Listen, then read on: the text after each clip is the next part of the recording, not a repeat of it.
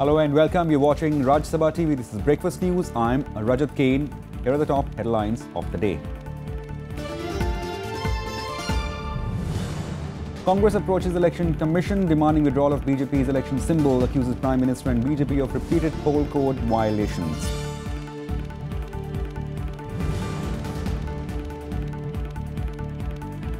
CBI registers preliminary probe against Delhi Deputy Chief Minister Manish Sisodia and Health Minister Satyendra Jain's daughter for alleged irregularities.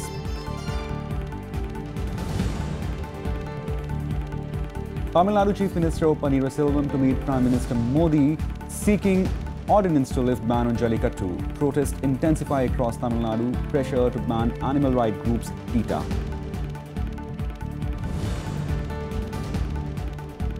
Three people die as cold wave intensifies in Himachal Pradesh. Kashmir Valley cut off due to heavy snowfall. Global temperatures for 2016 shows rise. Record heat for third year in a row.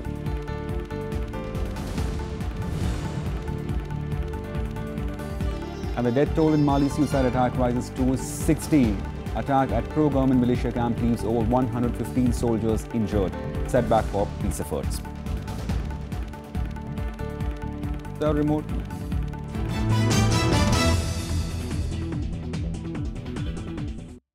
The Congress has accused Prime Minister Modi of repeatedly violating the Model Code of Conduct. The party has in fact written a letter to the Election Commission asking it to withdraw BJP's election symbol.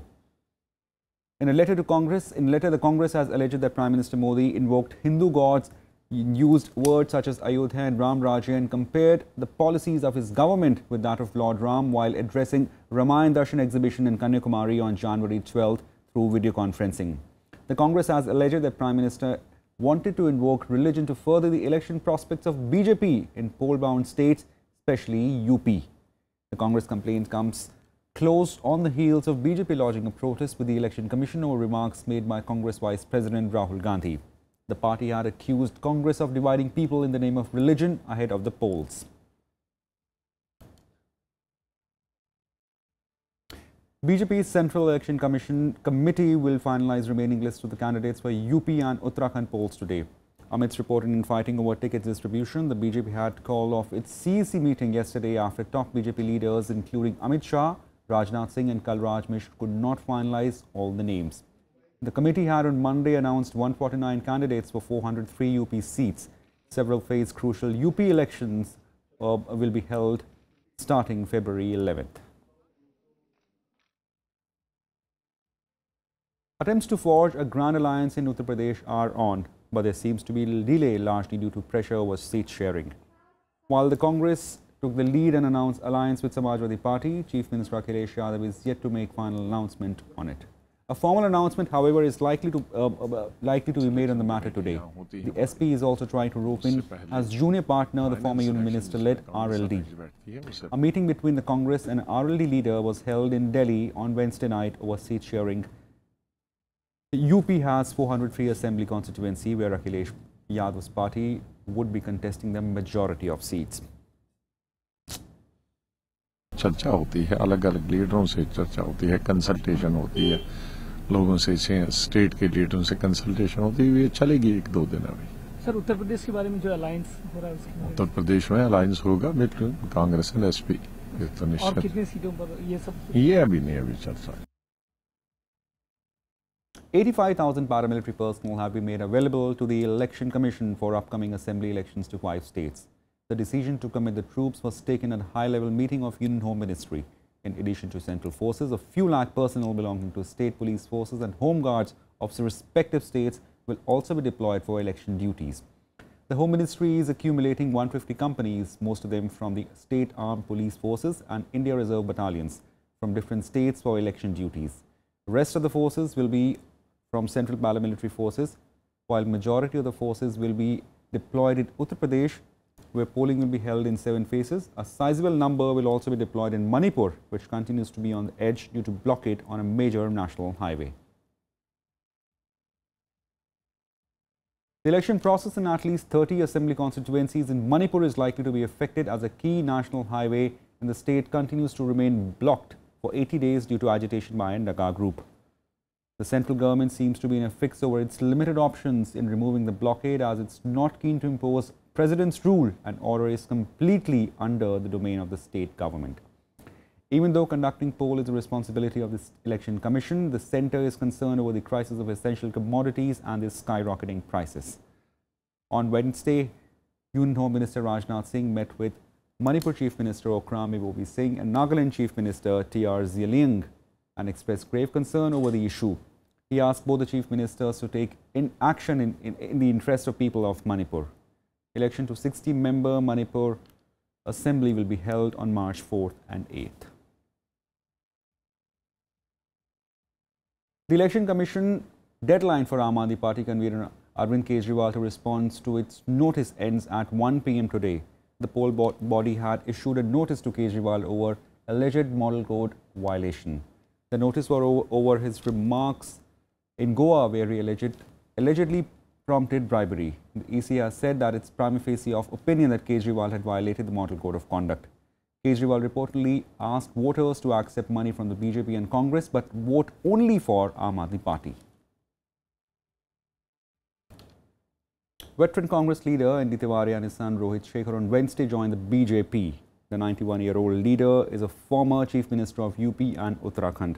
He also served as Union Minister and a Governor. Tiwari's induction into the BJP is seen as an attempt to gather Brahmin votes in Uttarakhand, where elections will be held next month. 11 other sitting MLAs, including Vijay Bahuguna and Harak Singh Rawat and Yashpal Arya, had joined BJP just a couple of days back. Tiwari's entry into BJP is expected to strengthen the party in a state, as he is considered to be one of the most influential leaders from the state who wields considerable clout in both Uttarakhand and Uttar Pradesh. अभी कुछ दिन पहले उनके जो जैविक पुत्र हैं Samajwadi party की सरकार में सलाहकार बन गए थे। अब क्या होगा, कैसे होगा, मैं तो इतना ही कह सकता हूं, मैं उनके शीघ्र स्वास्थ्य लाभ की कामना करता हूं। वो क्या कर रहे हैं उनको खुद मालूम है, ये नहीं मालूम है, इसकी जानकारी मुझे नहीं।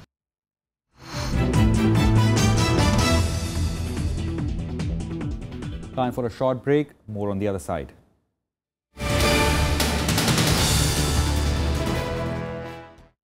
Welcome back. You're watching Rajya Sabha TV. The CBI has registered preliminary investigation against Delhi Deputy Chief Minister Manish Sisodia and Health Minister Satyendra Jain's daughter in two separate cases of alleged wrongdoing. A preliminary inquiry has been set up against Delhi Deputy Chief Minister Manish Sisodia in connection with alleged irregularities in AAP government's social media campaign Talk to Arvind Kejriwal, in which a proposal of Rs 1.5 crore was prepared despite objections raised by the Principal Secretary. The CBI has also initiated an inquiry against the appointment of Satyendra Jain's daughter as advisor to Delhi government on its Mohalla Clinic project. In response to the developments, both Manish Sisodia and Chief Minister Arvind Kejriwal targeted Prime Minister Modi on Twitter.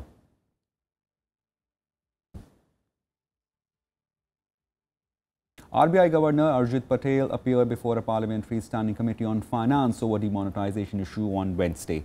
Senior bureaucrats, including Department of Economic Affairs Secretary Shaktikant Das, Financial Services Secretary Anjali Chibdiggal and Revenue Secretary Hasmukh Adhia also appeared before the committee. The committee, that is chaired by Congress leader M. Veerappa Moily, also has former Prime Minister Manmohan Singh as one of its members. Patel briefed the parliamentary panel about demonetization and its impact on the economy. However, according to committee member TMC Saugata Roy, Patel did not give a satisfactory response about how many notes were deposited in banks or how many notes were printed to replace the banned currency. But he told the panel that demonetization was a decision taken by the government and that it was implemented after several rounds of discussion. The RBI Governor is also scheduled to appear before the Public Accounts Committee of Parliament on the same issue on January 20th. तो अभी हम लोग reserve bank के governor को दो सवाल पूछा, वो जवाब नहीं दे पाए। एक कि कितना रुपया सिस्टम में वापस आया, वो जवाब नहीं दे पाए। दूसरा, कब से बैंकिंग ट्रांजैक्शंस नॉर्मल होगा, लोग अपना पैसा उठा सकेंगे, उसको भी जवाब नहीं दे पाए। एक तो सवाल जवाब से ये निकला कि रिजर्व बैंक खुद को ये सिद्धांत नहीं लिया, सरकार से उनको पास चिट्ठी आया, उसके बाद तो वो सिद्धांत लिया और रिजर्व बैंक ने समझाने का कोशिश किया और फाइनेंस मिनिस्ट्री भी कि क्यों डिमोनेटाइजेशन हुआ. The Congress on Wednesday launched a nationwide protest against demonetization with party workers surrounding RBI offices across the country. Demanding the restoration of RBI's autonomy, the Congress also asked for RBI Governor Rohit Patel's resignation. Meanwhile, the BJP targeted Congress for the protest and claimed that the Grand Old Party is losing out public support.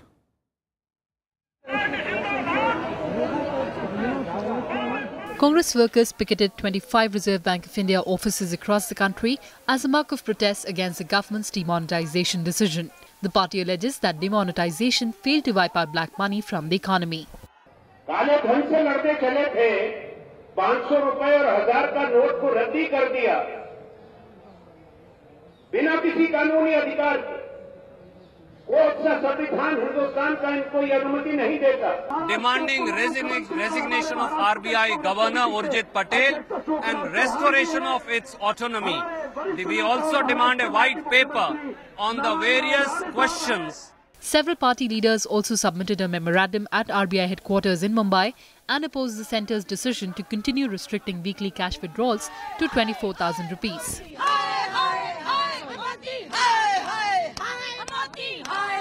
In Ahmedabad, former Union Home Minister Sushil Kumar Shinde and Gujarat Congress President Bharat Singh Solanki, along with nearly 130 party workers, were detained by police for trying to lock down the RBI's regional headquarters. The BJP, however, refuted all claims levelled by the Congress and claimed that the masses accepted the temporary suffering with enthusiasm. It also says that black money has now been deposited in banks that will lead to high revenues. नतीजा है कि आज देखिए सब कुछ stabilise होता जा रहा है और हो भी गया है, लेकिन कांग्रेस को ये नहीं दिख रहा है. कांग्रेस को एक आम आदमी जो है रोड पे चलते हुए से पूछना चाहिए, गांव में किसान से जिसकी बातें करते हैं वो, तो उनकी खाट जैसे खड़ी हुई थी पहले, फिर खाट खड़ी हो जाएगी. The Congress says that Wednesday marked the beginning of the second phase of agitation and this will continue till January 23rd. The Congress wants to make the note ban a key issue in the upcoming assembly elections in Uttar Pradesh, Punjab, Goa, Uttarakhand and Manipur. The party had launched the first phase of the agitation on January 1st. Kriti Mishra, Rajya Sabha TV. Tamil Nadu Chief Minister O Pannerselvam will meet Prime Minister Modi in New Delhi today to urge him to promulgate an ordinance to lift the ban on bull taming sports Jallikattu. This comes after a massive support against this ban. Lakhs of people, mostly students, took on streets in Madurai, Chennai, Salem and Coimbatore pressing for the demand. AIADMK General Secretary Sasikala has said they will move and adopt a resolution in the ensuing assembly session for removal of the ban. She also said the legal measures to adopt the ban against animal rights group PETA be adopted. Lakhs of people across Tamil Nadu continued their protest on Wednesday against the ban on the bull taming sport Jallikattu.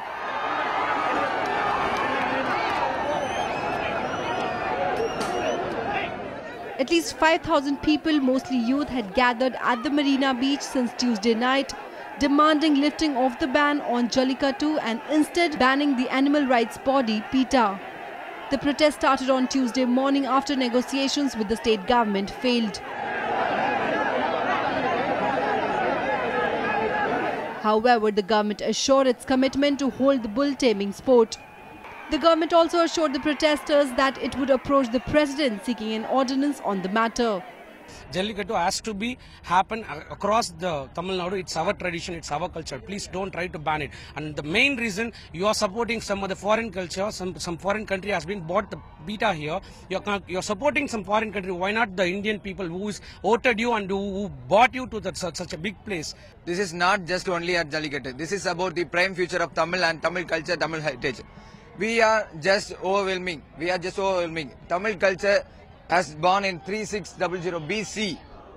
In Chennai, the protesters, dressed in black, shouted slogans against the state and the central governments.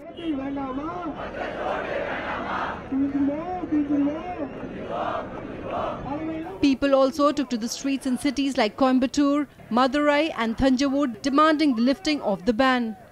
Tamil actors including Vijay, G.V. Prakash Kumar and Surya are also backing the protesters. It is very heartening to see that the students have come out to the protest field on their own volition. Our leader, Mr. M.K. Stalin, went and met the group of students who were protesting in Marina. They gave a huge welcome, and he did not want to politicize. He just gave the support. They should not accuse the central government on this issue because the matter is pending in the Supreme Court. We are expecting the judgment anytime. Meanwhile, the Madras High Court upheld the Supreme Court decision, saying it will not interfere on the issue. The Supreme Court had first banned Jallikattu in 2014 after objections from the animal rights groups. It upheld its ban in 2016. Tamil Nadu has been urging the centre repeatedly to issue an ordinance for the conduct of Jallikattu held during the Tamil Nadu Harvest Festival Pongal in mid-January. Bureau Report, Rajya Sabha TV. Mercury in the capital Delhi dropped to 4.2 degrees Celsius as chilly and windy conditions continue to prevail. The minimum temperature recorded was 3 degrees below this season's average.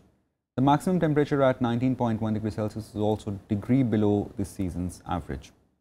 Most parts of Himachal Pradesh continue to reel under severe cold conditions as other higher hills witness fresh spell of moderate snowfall. Several roads continue to remain blocked and water and other essential commodities have taken a hit. The local Met Department has predicted rains or snow at isolated places from today up to January 24th. 3 people have also died due to intense cold wave in the state. Minimum temperature dropped to minus 2.5 degrees after Srinagar recorded 9 centimeters of snowfall yesterday. Leh was the coldest recorded place in the state with a low of minus 13.1 degrees Celsius on Wednesday. Time for a short break. More on the other side.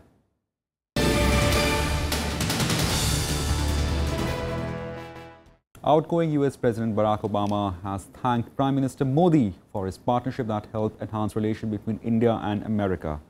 Obama spoke on the phone with Narendra Modi last night to thank him for the partnership and to review joint efforts of cooperation including defense, nuclear, civil nuclear energy and enhanced people-to-people ties. Recalling his visit as chief guest at Republic Day celebrations in 2015, President Obama wished Modi warm congratulations ahead of India's upcoming 60th Republic Day.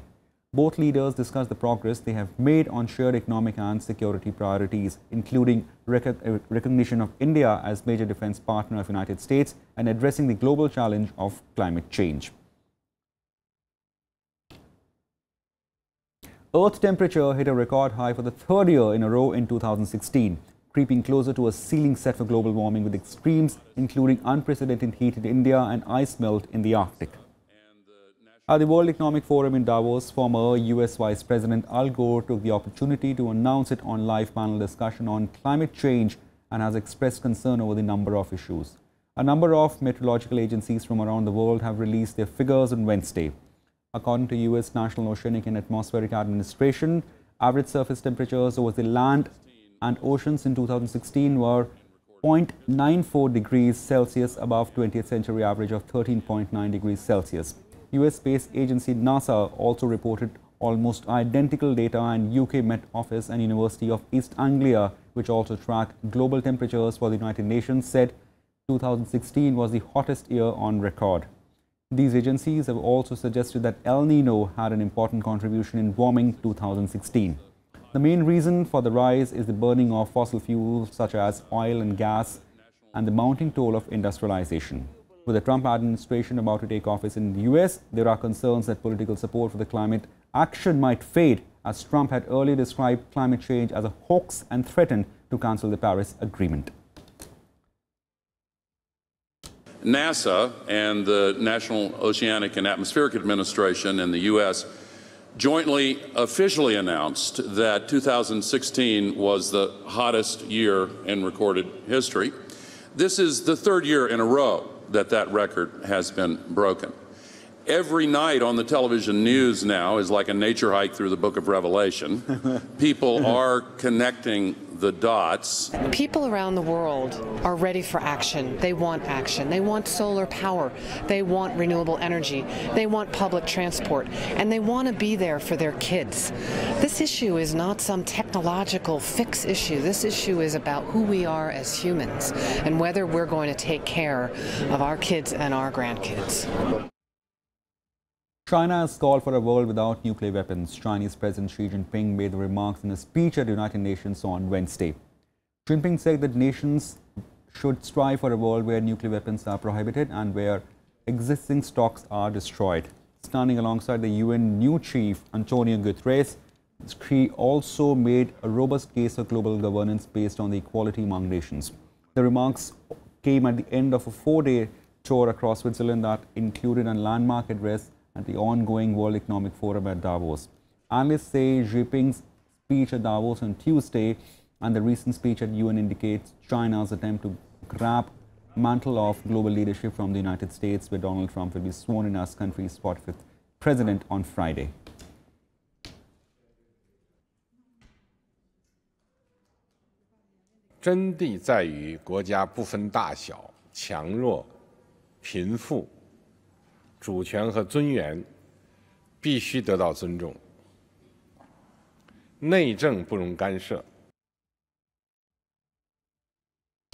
Our news from African nation of Mali, where at least 60 people were killed, most of them soldiers, in a car parked bombing at military camp in the north city of Gao. A vehicle packed with explosive detonated at the camp that housed soldiers and former fighters who conduct mixed patrols under UN-brokered peace deal aimed at curbing violence in the region. The area has been restive since it was captured by the militant Islamists in late 2012. Despite French military intervention in 2013, the region remains tense. The accord between the government and rebel groups was signed in June 2015. Al-Qaeda's North Africa affiliate AQIM said it carried out the attacks, describing it as punishment for the cooperation with France. The incident occurred just days after François Hollande, the French president, visited the camp. Mali has declared a 3-day mourning period, saying the attack was aimed at preventing the peace process to succeed. Ce bilan qui est assez lourd, c'est aussi un message à l'endroit de tous. Parce qu'il nous rappelle l'environnement dans lequel nous sommes, la dure réalité. Dont on ne connaît pas encore le bilan tragique, mais c'est déjà un bilan tragique avec beaucoup de morts. C'est ces groupes-là qui sont visés. C'est ceux qui sont en train de préparer la mise en place de ces patrouilles mixtes, c'est-à-dire la mise en œuvre des accords d'Alger de façon très concrète sur le terrain, et dont certains ne veulent pas. On to some cricket news now. The second one-day match between India and England will be played in Qatar today. India leads 3-match series 1-0. The host defeated England in the first ODI at Pune on Sunday and will aim for a series-clinching victory in the day and night match. India now are the only team that have chased 350-plus runs thrice, and on each occasion, Captain Virat Kohli has hit centuries. Plus, the men in blue also have a good record at Baramati Stadium in Cuttack, where they are playing today. Here, they have won 11 out of their 15 ODI games. You know, India have some fantastic players as well. If we just pay lip service, just focus on one player and forget guys who some fantastic performers in the other areas of their side as well, will come unstuck. So no, we've got to come up with plans and you know, try and dismiss Virat, but there's some fantastic players throughout the lineup as well, and something that we've tried to do as a group is focus on our own strengths and really back our own strengths. In the Australian Open, Leander Paes and his Brazilian partner Andressa lost in the first round of the men's doubles today. The duo lost 4-6, 7-6, 6-4 to 10-seed Treat Huey and Max Minry. Another Indian pair, Purav Raja and Divij Sharan, also suffered first-round defeat. The pair lost 7-6, 7-6 in straight sets to French team of Jonathan Iziric and Fabric Martin. Earlier, Sania Mirza and Rohan Bopanna made winning start to their respective campaigns with their double partners in Melbourne. Sania Mirza and Czech Republic's Barbara Stajkova recorded a resounding 6-3, 6-1 win over the British pair of Jocelyn Ray and Anna Smith in the women's double event. Bopanna and his partner Pablo Cuevas from Uruguay pipped Thomas Bellucci and Maximo Gonzalez 6-4, 7-6 in men's double first round. The next opponents are Australia's Alex Bolt and Bradley Mosley. That's it for now. Keep watching Rajya Sabha TV.